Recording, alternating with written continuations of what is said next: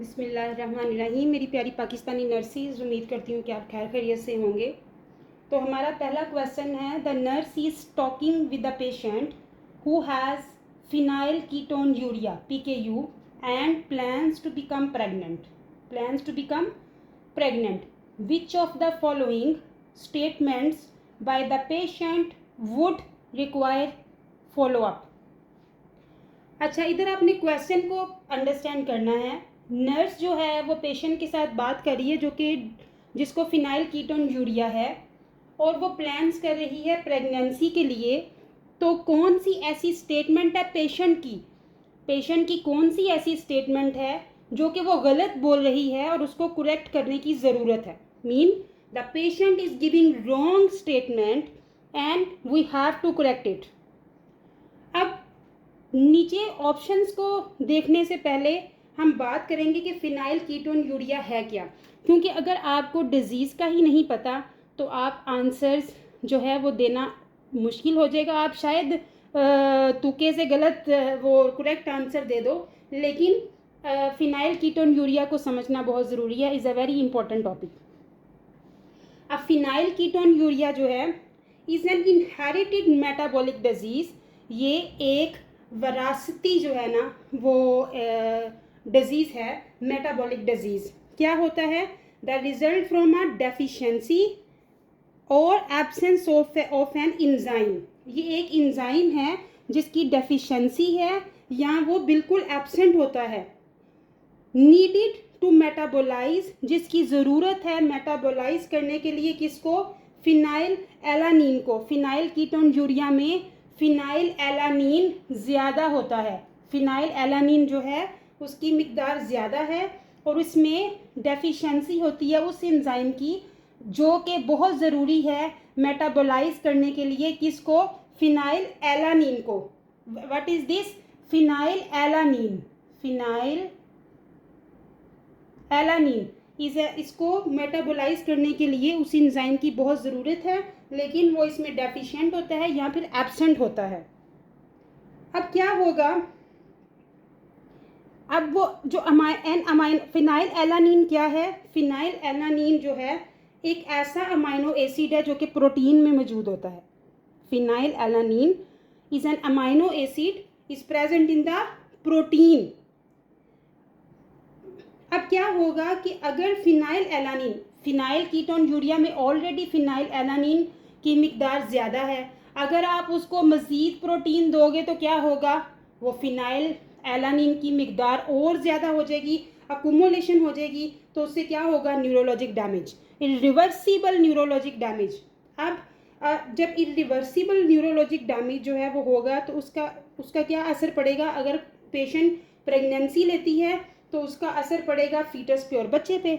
So this is not a good thing. अब patient जो है कौन सी ऐसी स्टेटमेंट दे रही है जिससे उसको जो है मज़ीद उसको एजुकेट करने की ज़रूरत है कि वो गलत बोल रही है।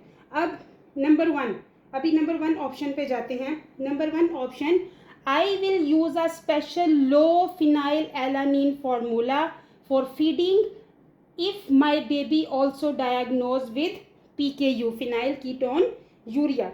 This is correct, yes। अगर उसके बेबी को फिनाइल कीटोन यूरिया डायग्नोज हो जाता है तो उसको एक स्पेशल लो फिनाइल एलानीन फार्मूला देने की ज़रूरत है, क्योंकि ऑलरेडी फिनाइल कीटोन यूरिया में फिनाइल एलानीन बहुत ज़्यादा मिकदार में मौजूद है। तो ऐसा फार्मूला बेबी को देना है जिसमें लो फिनाइल एलानीन हो।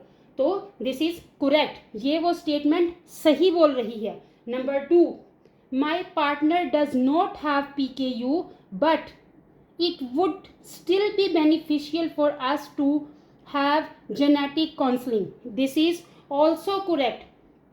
ही इज़ टेलिंग कि मेरे हस्बैंड को फिनाइल कीटोन यूरिया नहीं है, लेकिन फिर भी ये हमारे लिए फ़ायदेमंद है कि हम दोनों जेनेटिक काउंसलिंग की जो है वो प्रॉपर एजुकेशन लें, because the phenylketonuria is a genetic disorder, so they should have to take proper education and guidance regarding this disease. Number 3, I will consume more high protein foods such as meat, such as meats and eggs before and during pregnancy. This is correct answer. Why this is correct? Because this one she is telling wrong option. The phenylketonuria, in the phenylketonuria already the phenylalanine is a too much, this one the मिकदार already बहुत ज़्यादा है. तो अगर वो protein लेगी बहुत ज़्यादा, मीट लेगी और ये लेगी, एग्स लेगी, तो वो तो ऑलरेडी बहुत ज़्यादा मिकदार में प्रोटीन मौजूद है उनके अंदर. तो अगर वो मज़ीद इनको कंज्यूम करेगी तो क्या होगा, फिनाइलएलानिन की मिकदार और ज़्यादा हो जाएगी. तो क्या करेंगे हम, we should have to guide her to avoid this types of foods because this is not good for her and for the baby and the fetus. Number 4, my baby will need adequate feeding after birth to ensure the screening test for PKU is accurate. This is incorrect because ये क्यों incorrect है, क्योंकि patient जो है सही statement दे रही है. My baby will need adequate feeding after birth to ensure the screening test for PKU is accurate, because the adequate observation of newborn feeding is important in order to obtain accurate result, as PKU cannot be detected if the newborn has not been exposed to phenylalanine via breast milk or formula. तो उसकी proper adequate feeding बहुत ज़रूरी है. After इसकी जो screening test है उसका accurate result लेने के लिए, तो उसका फीडिंग जो पैटर्न है वो बहुत ज़्यादा उसकी जो है वो ऑब्जर्वेशन करनी पड़ेगी. तो हमने इस क्वेश्चन में क्या देखना था कि पेशेंट कौन सी स्टेटमेंट जो है वो गलत बोल रही है. तो नंबर 1 स्टेटमेंट उसने राइट बोली कि उसको स्पेशल लो फिनाइलएलानिन फार्मूला देना है अपने बेबी को. नंबर 2 स्टेटमेंट उसने बिल्कुल ठीक बोली कि मेरा जो पार्टनर है उसको PKU नहीं है, but we have to do a proper education and guidance for genetic counseling. Number 3, I will consume more high protein foods. That is the correct answer for this question, because this one she is telling wrong. So we have to convince her, we have to give proper education and guidance regarding phenylketonuria. And the number 4 option, yes, my baby will need adequate feeding after birth, ताकि उसकी जो proper जो फिनाइलकीटोन्यूरिया की screening है उसका result accurate आए. उम्मीद करती हूँ कि आपको क्वेश्चन की समझ आई होगी. अगले क्वेश्चन की तरफ चलते हैं. Our next question is, which statement is make important to emphasize when teaching a 40-year-old female patient diagnose with fibrocystic breast changes. Which statement is most important to emphasize when teaching a 40-year-old female client newly diagnosed with fibrocystic breast changes? कौन सी ऐसी statement है जो teaching के लिए ज़रूरी है 40 years female को जो कि न्यूली डायग्नोज्ड हुई है फाइब्रोसिस्टिक ब्रेस्ट चेंजेस पे. अब फाइब्रोसिस्टिक ब्रेस्ट चेंजेस जो हैं वो है क्या? First of all you have to understand what is fibrocystic breast changes. One of the most common benign breast disorder is fibrocystic breast changes. Fibrocystic changes correlate to estrogen and progesterone hormone fluctuation during the menstrual cycle. जब एक patient को menses होती हैं तो उसमें oestrogen and progesterone hormone जो है fluctuate करता है, जिसकी वजह से फाइब्रोसिस्टिक ब्रेस्ट चेंजेस होती हैं. क्लाइंट्स में रिपोर्ट सिस्ट, नोड्यूल्स और लम्प्स. पेशेंट जो है ड्यूरिंग मेंसेस आपको रिपोर्ट कर सकता है कि उसको ब्रेस्ट में सिस्ट या कोई नोड्यूल या लम्प फील हो रहा है. That are more tender, swollen और noticeable prior to menses. Menses से पहले जब मेंसेस आने वाले होते हैं तो उससे पहले जो ब्रेस्ट चेंजेस हैं वो शुरू हो जाती हैं. तो पेशेंट को लगता है कि कोई सिस्ट है, नोड्यूल है या लम्प है, टेंडरनेस है, स्वेलिंग है, तो वो प्रायर टू मेंसेस उसको नोटिसेबल होती हैं. The condition typically resolves after menopause. Menses के बाद ये जो कंडीशन है टिपिकली रिजॉल्व हो जाती है. अब हम चाहते हैं ऑप्शंस की तरफ. Our first option is The breast changes that are not related to your cycle should be reported to your provider, healthcare provider. We will discuss later about this one. Number 2, if your breasts become sore during the month, you may take ibuprofen as needed. Option 2, patient should be instructed that cyclic pain and swelling may be reduced by decreasing caffeine and sodium intake, taking vitamin E and B complex,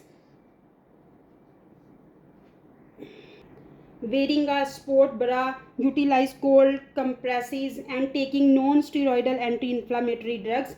patient जो है उनको जो है वो already instructed किया जाता है कि जो साइक्लिंग पेन है या स्वेलिंग है वो रिड्यूस हो जाएगी अगर आप अपनी कैफीन को डिक्रीज़ करते हैं, सोडियम इंटेक को कम करते हैं और vitamin E, A and B complex लेते हैं, स्पोर्टिंग ब्रा पहनते हैं, यूटिलाइजिंग करते हैं कोल्ड कंप्रेशन, मतलब आप उसको कोल्ड कंप्रेशन देते हैं ब्रेस्ट को, और non steroidal anti inflammatory drugs, for example आप ब्रूफिन लेते हैं, तो पेन जो है वो आपकी जो है वो स्टॉप हो जाएगी. This is incorrect answer. Schedule, because what they are asking, they are asking you emphasize कि जो मेन प्रायोरिटी जिस आपने एजुकेशन को देनी है वो आपसे प्रायोरिटी जो है वो क्वेश्चन पूछ रहे हैं कि आपने किस चीज़ पे पेशेंट को मोर एम्फसाइज करना है. So we will discuss later on. Number 3, schedule yearly clinical breast examination with your healthcare provider. Yes, this is also correct, but in this question this is a wrong option. Client should be instructed that the client जो age more than 40 हो जाती है should receive yearly clinical breast examination by an healthcare provider and practice breast self-awareness. Emphasis is placed on the importance of reporting any suspicious breast changes. अगर कोई suspicious breast changes आती हैं menses के बाद तो वो हमें जो है वो इन्फॉर्म करना है. लेकिन schedule yearly clinical breast examination, this is also important but this is not the priority. what will be priority we will discuss, but the schedule year clinical breast examination with your healthcare provider, this is important. We have to tell the patient, we have to educate the patient to do yearly clinical breast examination. More than 40-year patients, the females, but about this one, the emphasize that this one is the not proper option for to emphasize. Number 4, these cysts are benign and research shows that they do not increase the risk of the cancer. The patient should be taught that fibrocystic breast changes are benign and do not increase the risk of breast cancer. However, reporting non-cyclic changes is the high priority. जैसे मैंने आपको पहले बोला कि जो cyst हैं जो कि ड्यूरिंग मेंसेस या प्रायर मेंसेस जो स्टार्ट होती हैं, that are benign, no need to worried about it. Research already show कर चुकी है कि ये आपके जो है ना रिस्क ऑफ कैंसर को इंक्रीज नहीं करती, तो ये इसके लिए परेशान होने की ज़रूरत नहीं है. But yes, if you have the breast changes, the non-cycling, we should have to inform to the doctor. Why? अब चलते हैं पहले ऑप्शन की तरफ. The breast changes that are not related to your cycle, should be reported to your provider. This is the correct option. Why this is correct? So ये important इसलिए है. The nurse instruct the patient on breast self-awareness and emphasize patient जो more than 40 years हैं उनको awareness दे, self awareness दे, उनको emphasize करे that any non cycling breast changes not related to the menstrual cycle. जो मेंसेस फिनिश हो गए मोर देन 40 ईयर एज, अगर मेंसेस के बाद मेंसेस फिनिश हो गए हैं, उसको फीमेल को मेंसेस आना बंद हो गए हैं, लेकिन उसके बाद अगर वो नॉन साइक्लिंग ब्रेस्ट चेंजेस आती हैं तो वो हेल्थ केयर प्रोवाइडर को बताना बहुत ज़रूरी है. Because may indicate malignancy mean cancer and should be immediately reported to the health care provider. This is very important. non cycling changing, अगर आपको आफ्टर अ menstrual cycle अगर आपको breast changes आती हैं तो you should have to inform health care provider. Maybe that is malignancy or some type of cancer. सो उसको बताना बहुत ज़रूरी है। उम्मीद करती हूँ कि आपको आंसर्स की समझ, क्वेश्चन की समझ आई होगी। अगर कोई भी आपके किसी बात की समझ नहीं आए, आप कमेंट बॉक्स में पूछ सकते हैं। अपना ख्याल रखें, अपनी फैमिली का ख्याल रखें। मेरी वीडियो पसंद आई हो तो लाइक करें, शेयर करें, सब्सक्राइब करें। अल्लाह हाफिज़।